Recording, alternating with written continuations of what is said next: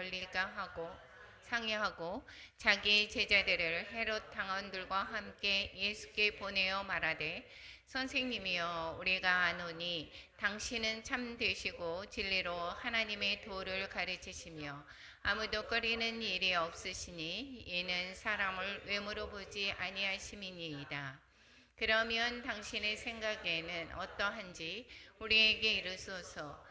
가이사에게 세금을 바치는 것이 옳으니까 옳지 아니하니까 하니 예수께서 그들의 악함을 보시고 이르시되 외식하는 자들아 어찌하여 나를 시험하느냐 세금 낼 돈을 내게 보이라 하시니 데나리온 하나를 가져왔거늘 예수께서 말씀하시되 이 형상과 이 글이 누구의 것이냐 이르되 가이사의 것이니이다.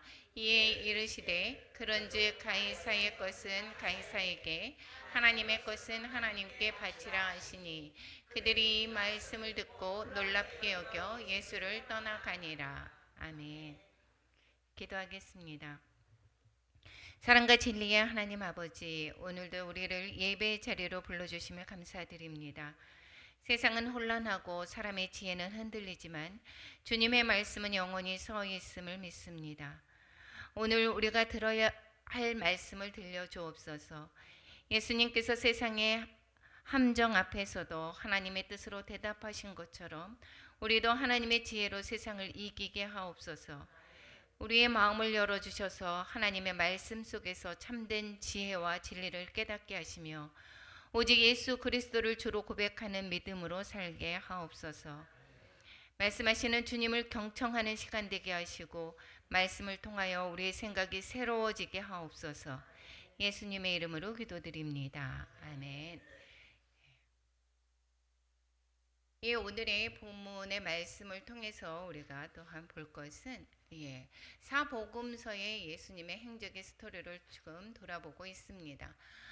우리가 봤을 때에 이제 토요일부터 한번 보겠습니다. 마지막 안식일 그리고 그때의 마리아의 향유의 그 기름 부음을 받고 이제 마지막에 또 왕으로 입성하는 그러한 것을 볼 수가 있습니다.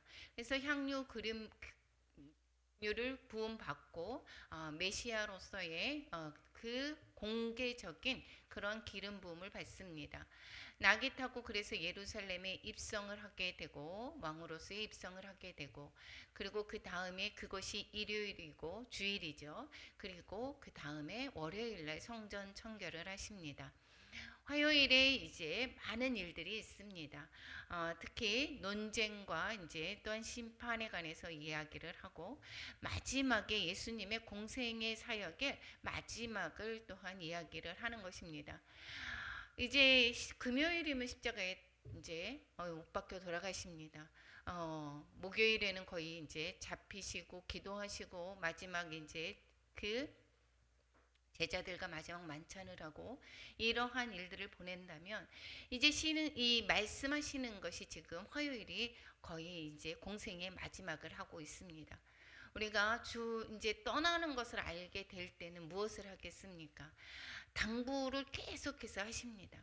그러므로 말미암아 이 지금 유대인들이 지금 예수님을 둘러싸고 성전에서 계속 이야기를 하지만 이 바리새인들 또 그 다음에 여기 제사장들 그리고 서기관들 여러 사람들이 있지만 그 사람도 주님께서 끝까지 사랑하시는 것을 볼 수가 있습니다. 그래서 예수님 너 무슨 권위로 얘기를 하느냐 지난번에 얘기를 했습니다. 그랬을 때에 예수님의 그 마지막까지 그 비유를 들어서 말씀하셨던 것을 기억하실 것입니다. 포도원의 비유 같은 것을 통해서 또 하나님의 아들로서의 권위를 가지고 이야기한다라는 것 그리고 심판이 있기 때문에 또한 믿어야 된다는 것 이러한 것들은 믿음에 관해서도 계속해서 이야기하지만 그들은 어떻다고요? 귀가 닫혀 있었습니다. 그리고 마지막 길을 가는데도 아직도 영안이 열려지지 않아서 이 지금 예수님의 그 말씀을 듣고 내가 변화되고 깨지는 것보다는 오히려 예수님을 어떻게 십자가에 못 박게 되는데 일조를 하는 것을 볼 수가 있습니다.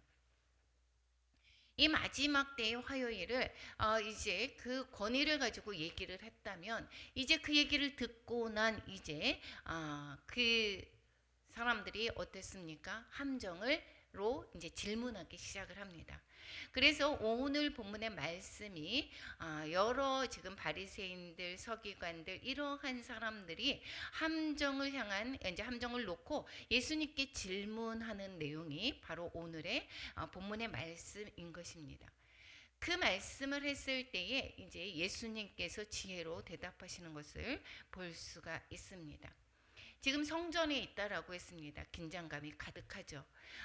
예수님이 성전을 청결했습니다. 어떻게 하면 저 사람을 눈에 가시 같습니다. 어떻게 하면 잡을까라고 어떻게요? 그 계략을 세우고 있습니다. 죽을 계략을 통해서 이제 함정에 빠지기를 바라는 이러한 교묘한 질문들로 예수님을 올가매려고 이제 질문을 합니다. 그랬을 때에 예수님께서 이제 뭐라고 얘기합니까? 여기에 이 15절에 어떻게 하면 예수의 말을 올무에 걸릴까 하고 이렇게 그들이 지금 상의하는 것입니다. 그랬는데 그러나 예수님은 놀라운 지혜와 진리로 그들의 함정을 어떻게 피해가는 것을 볼 수가 있습니다. 여기에서 보면 오늘 본문에서 그러면 뭐라고 우리에게 질문을 하고 있는가? 우리는 세상에 있을 때에 많은 그러한 올무를 우리가 마주하게 됩니다. 돈에 대한 그러한 함정이 있습니다. 그리고 때로는 쾌락에 대한 그러한 함정이 있습니다. 그리고 교만에 대한 함정들도 있습니다. 여러 가지가 있습니다. 그러한 세상의 올무 속에서 우리는 어떻게 반응하는지, 어떻게 살아가고 있는지, 하나님의 지혜로 살아가고 있는지 오늘 본문의 말씀을 통해서 우리에게 질문을 하고 우리가 어떻게 답해야 될 것인지를 깨닫게 하시는 것이 오늘 내용의 말씀인 것입니다. 이들이 올무를 놓고 이제 질문하는 내용이 세금 문제입니다. 이거는 정치적인 함정을 담고 있는 것을 볼 수가 있습니다. 예수님 주변에 바리새인들이 있었다라고 얘기하고 16절에 보니까 헤롯 당원들과 이렇게 얘기합니다. 바리새인들은 말씀에 대해서 너무도 잘 아는 사람들이죠. 이들은 이 헤롯 당원들과 조금 이 생각이 다릅니다. 하나님의 말씀을 다르게 적용하고 있습니다. 그럼에도 불구하고 자기 제자들, 바리새인들의 제자들을 헤롯 당원들과 함께 예수님께 보내서 말했습니다. 여기에서 입에 바른 소리로 이야기하죠. 당신은 참되시고 진리로 하나님의 도를 가르치시고 그리고 아무도 꺼리끼는 일이 없으시니 사람을 외모로 또 보지 아니하십니다. 이렇게 서두를 시작합니다. 바리새인들은 유대 민족주의자죠. 로마 통치를 미워하고 있습니다. 싫어합니다. 어떻게 하면 이 로마 통치에서 벗어날까 생각을 하고 있습니다. 근데 이 헤롯 당은 정치적인 성향의 사람들입니다. 이 헤롯 당은 자기가 어떻게 빌붙어서 로마 정부에 출세를 할까라고 하는 로마 정부의 정치적인 지지자들입니다. 그러니까 이 두 집단은 물과 기름이 되겠죠. 서로 적대적이게 되겠죠. 하나는 민족주의고 하나는 어떻게 돼요? 하나는 이러한 정치적으로 이러한 로마 정부에 같이 친밀한 관계를 갖고 있는 사람들이다라는 것입니다. 그런데 이렇게 서로 적대하는데 예수님을 죽이기 위한 것에는 마음이 맞았다라는 것입니다. 그래서 둘이 손을 잡는 것입니다. 그러면서 질문을 하게 됩니다. 당신의 생각에는 이렇게 얘기합니다. 가이사에게 세금을 바치는 것이 옳습니까? 아니면 옳지 않습니까? 라고 묻는 거죠. 이 질문에 대한 함정이 바로 무엇입니까? 세금을 바쳐야 된다라고 하면 유대인들에게는 민족의 반역자로 이제 몰릴 것입니다. 그러니까 유대인들은 로마 정부를 너무도 싫어합니다. 그래서 세리들과 어떻게 되죠? 로마 정부를 위해서 일하는 그 세리들을 죄인 취급하고 상종도 하지 않는 사람들이 바로 유대인들입니다. 그러니까 유대인들이 민족들에게는 바쳐야 된다라고 하면 반역자로 몰릴 것이고, 바치지 마라고 한다면 로마 정부에 대한 반역자가 되는 거죠. 로마 정부를 반대하는 것이니까. 그러니까 로마 정부에 고발할 빌미를 찾을 수 있게 되는 것입니다. 이게 단순한 질문이 아니다라는 것이죠. 그러니까 예수님은 유대 편을 든다라고 생각을 했을 수도 있습니다. 당연히 바치지 말아야지라고 한다라고 하면, 그렇다라고 하면 로마 정부에 고발해서 예수님을 처리하고 싶었던 것입니다. 그런데 예수님이 그들의 생각대로 대답하시지 않습니다. 어떻게 대답하십니까? 하나님의 지혜로 대답을 하시는데, 이 예수님은 그들의 생각도 다 아시고 계셨다라는 것입니다. 악함을 아시고 이렇게 합니다. 외식하는 자들아, 이렇게 한 것은 무엇입니까? 외식한다라고 하면 형식적인 그러한 믿음의 생활을 하는 사람이다라는 것이고, 어찌해서 나를 시험하느냐라는 것입니다. 그래서 얘기를 하십니다. 데나리온을 가져와라. 그래서 가져왔습니다. 이 형상과 글이 누구의 것이냐라고 묻습니다. 이것은 뭐라고 했습니까? 거기에 동전에 가이사의 이 형상이 있습니다. 가이사 것입니다라고 했을 때, 그럼 가이사의 것은 가이사에게, 하나님의 것은 하나님께 바치라라고 말씀을 하고 계십니다. 그러니까 세금도 내야 된다라는, 세금에 대한 책임도 있다라는 얘기고, 세상에 대한 책임도 있다라는 것입니다. 이 로마서에서도 이야기를 하죠. 얘기해서 거기에서도 마찬가지로 세금을 당연히 정부의 어떻게 해요? 정부의 말을 들어야 된다라고 얘기를 합니다. 그리고 하나님께 대한 절대적인 충성도 있어야 한다는 말씀을 하고 있습니다. 그러니까 시민으로서의, 우리의 국민으로서의 도리를 다해야 되는 것이고, 그런데 영혼의 주권은 하나님께 있다라는 것입니다. 이 만약에 정치적인 이야기와, 그래서 어떻게 해요? 하나님의 말씀과 대치될 때, 즉 우리가 이야기하는 요즘에 대두가 되는 동성동본의 또한 평등, 모든 사람이 다 평등해, 겉으로 보기에는 정말 맞는 것 같아 보입니다. 그런데 하나님의 말씀에 배치가 된다, 이 대치가 되는 것, 이 반대되는 것이다 라고 한다면 하나님의 말씀이 우선이 되어야 되는 것입니다. 그렇지 않은 다른 모든 우리가 정부의 이 통치 아래 있는 경우는, 이 정부도 우리를 위해서 우리를 위해서 일한다라고 로마서에서 표현을 하고 있습니다. 왜 그렇습니까? 이 정부가 우리의 안전을 지켜주는 것입니다. 정부가 그러한 일들을 안 한다라고 하면 우리는 어떻게 해요? 이 지금 혼란 상황에서 누구를 죽여도 어떻게 우리는 보호받을 수가 없지 않습니까? 이 정부에서의 우리를 보호하기 위해서 이 정부의 그늘 아래 있게 되는 것이고, 그렇기 때문에 시민으로서의, 국민으로서의 의미를 다해야 되는 것이고, 당연히 영원의 주권은 하나님께 있음을 기억해야 되는 것입니다. 그래서 이 땅에 살아도 우리는 천국의 시민으로 사는 것이고, 이 땅에 있는 동안 우리의 국민으로서의 도리는 다 해야 된다라는 것이고, 우리가 세금을 제대로 내야지만이 또 그 세금을 통해서 우리를 또한 보호하는 그러한 역할들을 또한 할 수 있는 것이다라는 것이 오늘 본문의 말씀인 것입니다. 두 번째로 이제 논쟁을 하게 됩니다. 이번에는 신학적인 함정을 가지고 질문을 하게 됩니다. 이것은 부활 논쟁입니다.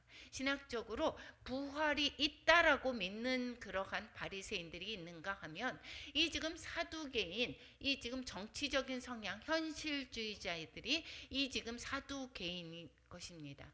그런데 이 사두개인들은 부활과 천사를 믿지 않는 그러한 현실주의자들입니다. 이들은 모세의 율법 중에서 이 수혼법이라고, 이 수혼법을 들고 예수님께 질문하게 됩니다. 신명기 25장 5절 우리 같이 한번 읽어보겠습니다. 형제들이 함께 사는데 그중 하나가 죽고 아들이 없거든 그 죽은 자의 아내는 나가서 타인에게 시집가지 말 것이요 그의 남편의 형제가 그에게로 들어가서 그를 맞이하여 아내로 삼아 그의 남편의 형제된 의무를 그에게 행할 것이요. 예, 이 지금 대가 끊기는 것을 막기 위해서 이 지금 그 형제 중에서 하나가 결혼을 했습니다. 그런데 남편이 죽고 자녀가 없습니다. 그랬을 때에 이 다른 형제가 그 또한 아내를 맞이해서 대를 잇게 하는 것이 이것이 바로 모세의 율법 중에 하나인 것입니다. 이 그것은 그러면 이 지금 사두개인이 질문을 하죠. 바리새인들은 부활을 믿습니다. 그런데 이 지금 사두개인들은 부활을 믿지 않는다라고 이야기한 것입니다. 그러니까 이들의 의도는 부활이라고 하는 그 개념을 자체를 조롱하기 위한 질문인 것을 볼 수가 있습니다. 마태복음에서 이 지금 23절에서 보니까 부활이 없다 하는 사두개인들이 여기서 부활에 관한 개념을 조롱합니다. 그들이 여기에서 7형제가 있는데 7형제가 있는데 그 중에서 마지가 장가들었다가 죽었습니다. 상속자가 없어서 또 동생에게 물려줬는데 또 없습니다. 이렇게 7째까지 그렇게 했습니다. 그러면 최후에 그 여자도 죽었는데 거기에 가서 그들이 다 취하였으니 부활 때의 7 중에 누구의 아내가 되겠습니까? 라고 물어보고 있습니다. 그랬을 때에 이들은 무엇입니까? 사두개인들은 부활을 안 믿기 때문에 이 지금 부활의 개념을 가지고 있는 것을 예수님 앞에서 조롱하는 그러한 질문이다라는 것입니다. 예수님의 대답입니다. 뭐라고 얘기합니까? 너희가 성경도 모르고 하나님의 능력도 모르는구나 라고 꼬집습니다. 오해했다. 그래서 부활 때는 장가도 안 가고 시집도 안 간다라고 이야기하고 있습니다. 그리고 32절에 아브라함의 하나님이고 이삭의 하나님이고 야곱의 하나님이다 이렇게 구약의 말씀을 들어서 이 하신 것을 읽어보지 못했느냐, 즉 구약의 말씀을 통해서 말씀을 하고 계십니다. 하나님은 이미 그러면 너희들이 죽었으면 그것으로 끝이 아니다라는 것입니다. 왜냐? 아브라함이 지금 이때에 모세 때 말씀하고 있습니다. 아브라함은 이미 죽었습니다. 그런데 아브라함의 하나님이다 이렇게 얘기하고 있습니다. 아브라함이 지금도 살아 계신다라는 것이고, 이삭의 하나님이다. 이삭도 지금 살아 계신 하나님이시고, 이삭도 살아 있다라는 것이고 부활하셨다 했다라는 거.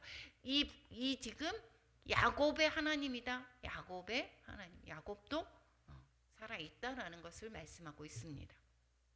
그러니까 하나님은 죽은 자의 하나님이 아니다 이렇게 얘기합니다. 살아있는 자의 하나님이시라. 그러니까 우리 조상에 만약에 예수님을 믿는 사람이 있었는데 그들이 죽어서 그러면 이제는 죽었으면 끝이 아닌 것이 아니라 그들의 하나님이 지금도 계신 것이고 우리의 하나님이 되신다라는 것이고 살아계신 살아있는 자의 하나님이시다. 부활이 있다라는 것입니다. 너희들이 성경을 모르는구나. 하나님의 능력도 너희가 알지 못한다라고 꼬집고 있습니다. 그러니까 이 지금 사두개인들에게 하나님의 말씀을 잘못 알고 있는 것을 꼬집어서 가르쳐주고 있습니다. 부활의 논리의 문제는 이것이 있어 없어가 문제가 아닙니다. 이건 부활은 당연히 있는 거고 하나님을 제대로 믿느냐 아니느냐 하는 믿음의 문제인 것입니다.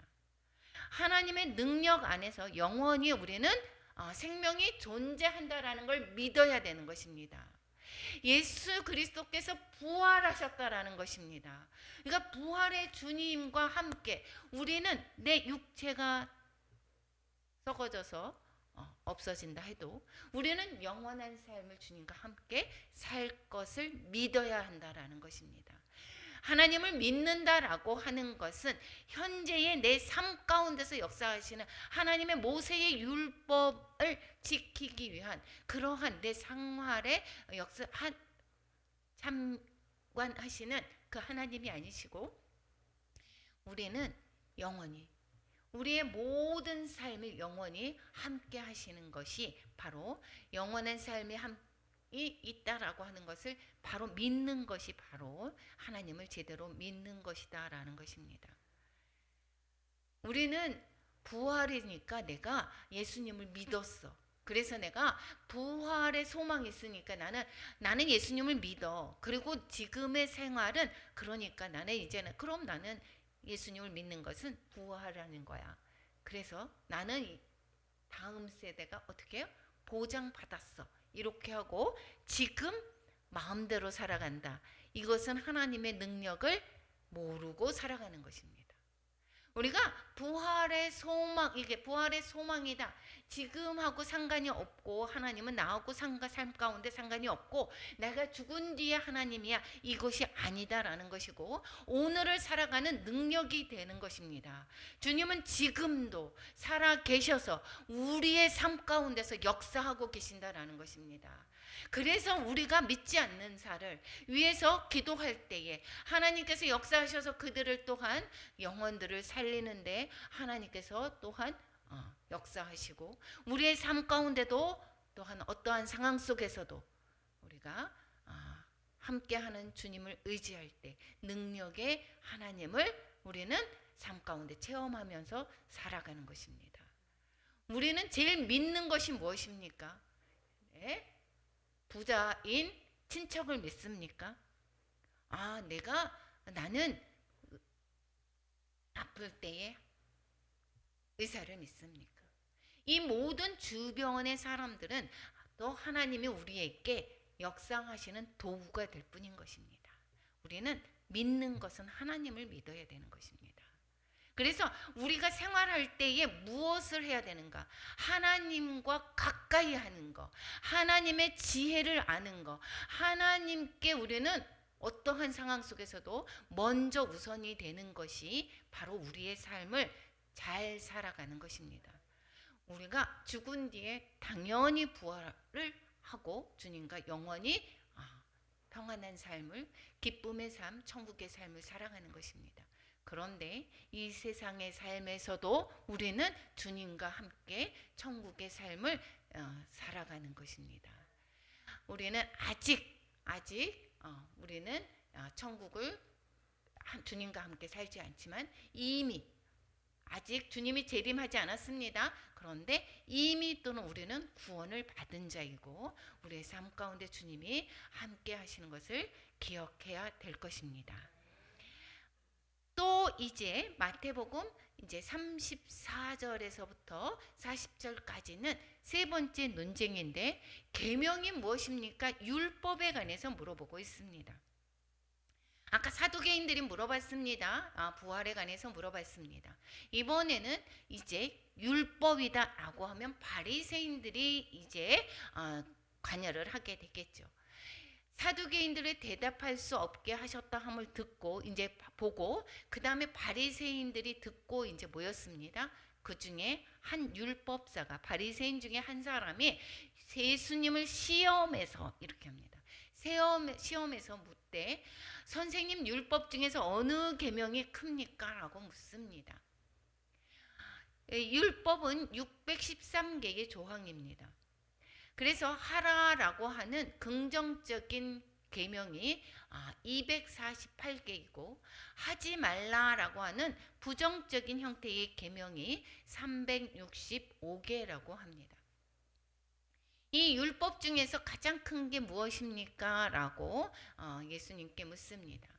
예수님께서는 이때에 신명기의 6장 5절을 인용해서 너의 마음을 다하고 목숨을 다하고 뜻을 다해서 주 너희 하나님을 사랑하라. 이 사랑의 계명의 얘기를 하고 있습니다. 이것이 첫째 되는 것이고, 첫째 되는 계명이고, 둘째도 그와 같으니 내 이웃을 내 자신같이 사랑하라. 이렇게 말씀하고 있습니다. 이 두 계명이 온 율법과 선지자의 강령이니라. 이 지금 바리새인들이 물었을 때에 이 예수님이 이렇게 대답하는 것은 바로 바리새인들의 형식적인 외식을 꼬집는 것입니다. 그들이 사랑 없는 그러한 형식적인 그러한 율법을 행하는 것을 그것을 보고 예수님께서 이 신명기를 또한 인용해서 첫째 되는 계명도 하나님을 사랑하고 이웃을 사랑하는 사랑의 율법을 말씀하고 있습니다. 즉 신앙의 본질은 사랑이다라는 것입니다. 우리가 율법에 매여서 오늘은 수요일이니까 예배로 와야지 돼. 아니면 주일이니까 우리는 예배를 드려야지만 돼. 라고 하는 그러한 형식에 매여서 오는 것이 아니라 내가 하나님을 사랑함을 먼저가 돼야 되는 것이다 라는 것입니다. 우리가 예배에 오는 목적도 하나님을 사랑하기 때문에 우리가 또한 주님께 하나님께 헌신하는 것도 하나님을 사랑하기 때문에 그리고 이웃을 돌아보는 것도 이웃을 사랑하기 때문이다라는 것입니다. 하나님의 사랑 없는 신앙은 종교적인 형식에 불과한 것입니다. 그래서 내가 사랑이 아니라 오늘은 내가 그러면 오늘 해야 돼 말아야 돼. 다른 사람 다 하는데 헌금을 하는데 내가 안 할 수가 없지. 이것은 형식적인 헌금뿐인 것입니다. 하나님의 마음, 내가 사랑하는 것은 금액에 상관없이 내가 하나님을 사랑하는 마음으로 드리는 것이고 나는 교회를 가는 목적 자체가 사람을 만나고 내가 이렇게 했습니다 목사님께 내가 눈도장을 찍기 위해서 오는 것이 아니라 그것이 아니라 내 마음이 평안하려고 내가 주일 예배를 안 가면 무슨 일이 일어날 것 같으니까 이러한 것이 아니라 내가 하나님을 사랑함으로 말미암아 하나님께 가까이 가는 것입니다. 그래서 하나님을 사랑한다라고 하는 것은 하나님과 가까이 가기를 좋아합니다. 하나님의 말씀을 듣는 것을 좋아합니다. 하나님을 사랑하기 때문에 어떻게 합니까? 하나님이 사랑하는 그 이웃을 또한 사랑할 수밖에 없는 것입니다. 이웃의 사랑 없는 경건, 나는 경건해라고 하는 것은 외식에 불과한 것이고 이것이 바로 지금 바리새인들의 그러한 모습이다라는 것입니다. 이 23장에서 바리새인들이 23장에 있을 때 마태복음 23장에서 외식하는 자들에 관해서 이렇게 얘기합니다. 그들은 말만 하고 행하지 아니하고 모든 행위를 어떻게 해요? 사람에게 보이고자 하기 때문이다 이렇게 말씀하고 있습니다. 그래서 예수님께서 이 바리새인들에게 외식하지 말라고 얘기를 가르쳐 주는 것과 똑같습니다. 귀 있는 자는 들을지어다. 주님께서 계속해서 꼬집어서 얘기를 하는데도 이들은 예수님이 넘어지기를 바라는 거지 예수님께서 그 본뜻의 의미를 나에게 깨닫게 하는 그러한 본뜻의 의미를 전혀 깨닫지 못한다라는 것을 볼 수가 있습니다. 마지막 가는 그 시간까지 주님은 계속해서 사랑하십니다. 한 사람이라도 내 말을 듣고 변화되기를 바라는 것입니다. 지금도 마찬가지입니다. 지금도 주님은 계속해서 말씀하고 있습니다. 너가 우리에게 말씀하고 있습니다. 무엇 때문에 교회 오느냐? 너는 정말 나를 사랑하느냐? 내 이웃이 죽어가는 것을 너는 보고 있느냐? 외면하는 것은 아니냐? 사랑이 율법의 완성이라고 로마서에서도 말씀하고 있습니다. 우리는 주님의 음성이 그 당시에 바리새인들에게 했으니까 나하고는 상관이 없는 거가 아니라 계속해서 그 말씀이 바로 나에게 하는 것이다 라는 것을 기억해야 될 것입니다. 네 번째 말씀하십니다. 메시아의 정체에 관해서 말씀하고 있습니다. 메시아를 다윗의 후손으로 오실 거다라고 주님께서 성경에서 말씀하고 있습니다. 그들이 너무도 잘 알고 있습니다. 이번에는 예수님이 그들에게 물어보고 있습니다. 즉 메시아의 정체에 관해서 너희들은 어떻게 알고 있느냐고. 다윗의 주인가 다윗의 자손인가 라고 묻는 질문인 것입니다. 예수님이 반문하고 있습니다. 너희들은 그리스도에 대해서 어떻게 생각하느냐? 누구의 자손이냐? 다윗의 자손이다 라고 하는 성경의 말씀을 이야기하고 있습니다. 이 바리새인들은 율법에 관해서 너무도 잘 알기 때문에 당연히 잘 알겠죠. 그런데 이 지금 다윗의 시편을 인용해서 말씀하고 있습니다. 110편 1편에 보면 여기 주께서 내 주께 이르기를 내가 이렇게 얘기하면서 내가 내 원수를 내 발 앞에 둘 때까지 내 우편에 앉아 있으라 하셨도다. 다윗의 후손으로 메시아가 온다라고 하면 어떻게 다윗이 그리스도를 향해서 주라고 이야기하겠느냐, 이렇게 말씀하고 있습니다. 그래서 어떻게 주가 그의 자손이 되겠느냐라고 이야기를 하고 있습니다. 이들은 계속해서 어떻게 하냐면 다윗의 후손으로 오는 메시아, 즉 기름 부음 받은 메시아를 기다리고 있었던 것입니다. 그런데 그 메시아는 오히려 다윗의 주가 되는 것을 이들은 깨닫지 못하고 있습니다. 그래서 정치적인 메시아를 보고 있는 것을 알 수가 있습니다.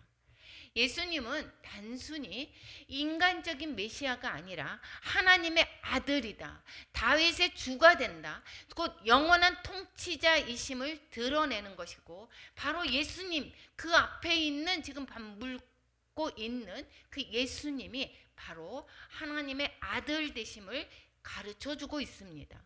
다윗의 주가 된다라는 것을 가르쳐주고 있습니다. 그랬을 때에 46절에 아무도 대답하는 자가 없다라고 말하고 있습니다. 그러므로 말미암아 이제 이 지금 논쟁이 지금 마무리되어 가고 있습니다. 여기에서 예수님은 그들이 생각하는 정치적인 메시아가 아닙니다. 지금도 유대인들은 메시아를 기다리고 있죠.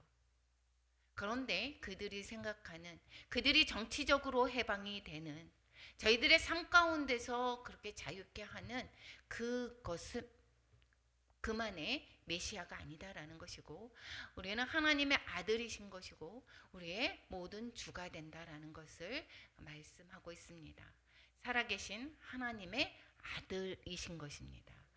하나님은 어제나 오늘이나 동일하십니다.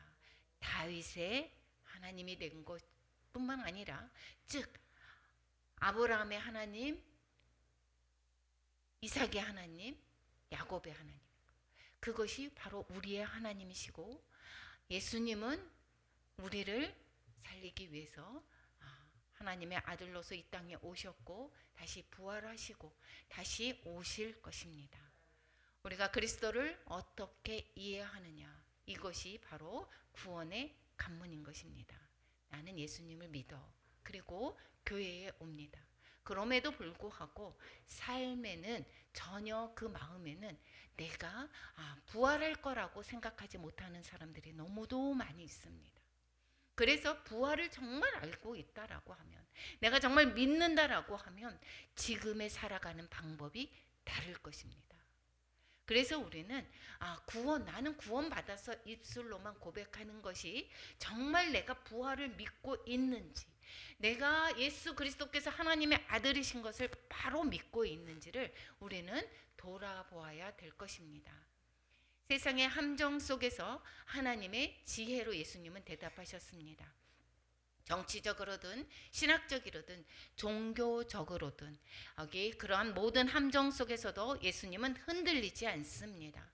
이유가 무엇입니까? 하나님의 말씀과 뜻 위에 바로 서 있었기 때문인 것입니다. 우리가 지금 하나님의 말씀 안에서 바르게 서 있습니까? 그러면 세상의 어떠한 함정에서도 우리는 흔들리지가 않는 것입니다. 왜 흔들립니까? 돈을 더 많이 번다고 해서, 저 사람이 오늘 결혼을 한다고 해서 그 사람의 세상적으로 그 사람을 내가 보아야 되기 때문에 이러한 것으로 우리가 하나님보다 더 어떻게 해요? 그 사람들의 체면을 더 생각한다라고 하면 그런 세상 속에 우리가 흔들리고 있다라는 것을 기억해야 될 것입니다. 말씀에 바로 서 있다라고 하면 돈이냐 믿음이냐라고 할 때 돈을 쫓아가지 않습니다. 현실이냐 세상의 모든 그러한 요즘에 누가 그렇게 생각해 세상의 풍습 문화이냐 아니면 진리냐 우리는 어떤 것을 따라가고 있습니까? 아니면 형식이냐 아니면 사랑이냐 우리는 어떠한 상황 속에서 우리는 말씀에 바로 서 있어서 어떠한 상황 속에서도 우리는 흔들리지 말아야 될 것을 예수 그리스도께서 오늘 본문을 통해서 또한 가르쳐 주고 있습니다. 하나님의 사람은 우리는 하나님의 지혜로 대답하고 하나님의 지혜로 나아가는 사람인 것입니다. 야고보서 1장 5절을 같이 한번 읽어보겠습니다. 너희 가운데 누구든지 지혜가 부족하거든 모든 사람에게 후히 주시고 꾸짖지 아니하시는 하나님께 구하라. 우리가 말씀을 바로 알아야지 흔들리지가 않습니다. 하나님의 말씀을 날마다 읽으며 하나님의 말씀 안에 바로 서는 우리 모두가 되기를 축원합니다. 우리가 세상 속에서 믿음의 균형을 잘 지켜야 되는 것이고 논쟁보다는 성경을 깊이 알아야 되는 것입니다. 세상의 지혜로 논쟁할 필요가 없습니다. 그 사람이 우리가 세상의 것으로 인해서 하나님의 말씀과 그래서 서로 논쟁했을 때 결론이 없습니다. 우리가 말씀을 깊이 알아서 어떠한 상황 속에서도 흔들리지를 말아야 됩니다. 신앙의 본질은 사랑인 것입니다. 우리가 하나님 주님께서 모든 사람을 내가 죽기까지 사랑하신 것처럼 내가 죽어짐으로 사랑한 것처럼 우리가 나를 희생하면서 옆을 살리는 것이 바로 그리스도인의 삶인 것을 기억하시기 바랍니다. 예수 그리스도를 주로 고백하는 것이 바로 구원의 본질이다라는 거 기억하시고 주님이 가신 길을 가는 것이 그리스도인의 삶인 것입니다. 하나님의 지혜로 세상의 함정을 넘어서는 믿음의 사람이 되시기를 축원합니다. 나는 세상의 함정 앞에서 어떤 지혜로 반응하는지 나의 신앙은 논리적인 이해보다 하나님의 능력을 믿고 있는지 오늘 나는 하나님의 사랑, 이웃사랑을 잘 실천하고 있는지를 돌아보는 오늘 또한 말씀이 되기를 축원합니다. 기도하겠습니다.